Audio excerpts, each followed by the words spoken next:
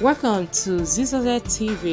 Kindly subscribe, share, and like for latest updates and news.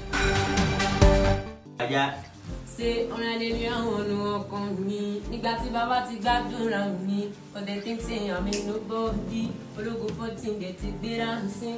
So ma je pota mi de rokota. Nigba ti bata mi ti rokoka. Hallelujah on me. Nigba ti baba ti gbadura mi. Don't throw away your own garlic because someone promised you right. Because of you right. I'm going to do the God, I beg who go help me. I want help you. Can you find ya? Bless you. You are going to say nation. Can you ma? We are kala. My God, if we are going to buy me ta, Razi, baby tabaye.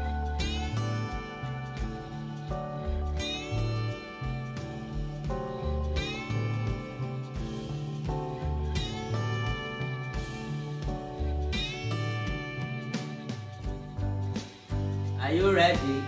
Hey, go to T-cell. I don't go carry one boy come from trenches. The boys are basing. Can you imagine waiting be your name? What do you do for a living? Oh yeah, can you imagine?